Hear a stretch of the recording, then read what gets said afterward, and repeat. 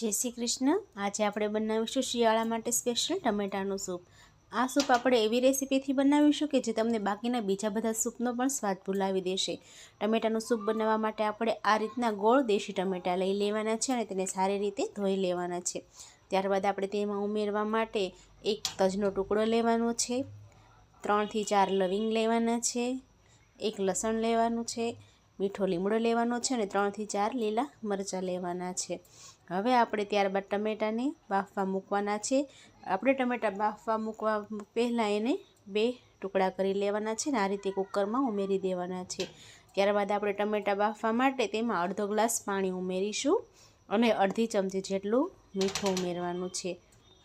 ત્યારબાદ આપણે કુકરનું ઢાંકણું બંધ કરી અને તેને મીડિયમ ગેસે 2 સીટી વગાડવાની છે। હવે તમે જોઈ શકો છો કે આપણા ટમેટા સારી રીતે બફાઈ ગયા છે।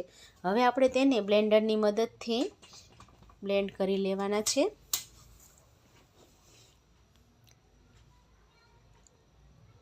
આ રીતે આપણે બ્લેન્ડરની મદદથી બ્લેન્ડ કરી લીધા બાદ આપણે આ રીતની એક છાયણી લેવાની છે અને તેમાં આપણે આ સૂપ ગાળી લેવાનું છે। આ સૂપ તમે એક વખત ઘરે જરૂરથી ટ્રાય કરજો। બાળકો આમ ટમેટા નથી ખાતા પણ આવી રીતે તેને સૂપ પીવડાવશો તો ચોક્કસ પીશે। હવે તેને સારી રીતે હલાવી લેવાનું છે જેથી આપણો જે સૂપનો ભાગ છે તે સારી રીતે ગળાઈ જાય અને તમે જોઈ શકો છો કે એક્સ્ટ્રા ભાગ જે બી અને છાલ હતી તે નીકળી જાય છે। હવે આપણું સૂપ રેડી થઈ ગયું છે તો આપણે તેને વઘારીશું। વઘાર કરવા માટે એક તપેલામાં આપણે 2 પાવડા તેલ લેવાનું છે।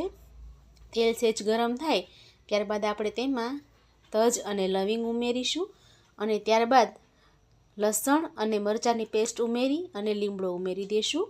હવે તેને સારી રીતે મિક્સ કરી લેવાનું છે। ત્યારબાદ સૂપ ઉમેરી અને ગળપણ માટે ગોળ ઉમેરવાનો છે અને તમે ખાંડ પણ ઉમેરી શકો છો। ત્યારબાદ 2 ચમચી લાલ મરચું ઉમેરશું। હવે તેને સારી રીતે પાકવા દઈશું। તમને જેટલું સૂપ જાડું પસંદ હોય તેટલું તમે તેમાં પાણી ઉમેરી શકો છો અને મીઠું આપણે બાફવામાં ઉમેર્યું હતું તો હવે તમને વધારે પસંદ પડે તો ઉમેરવાનું છે।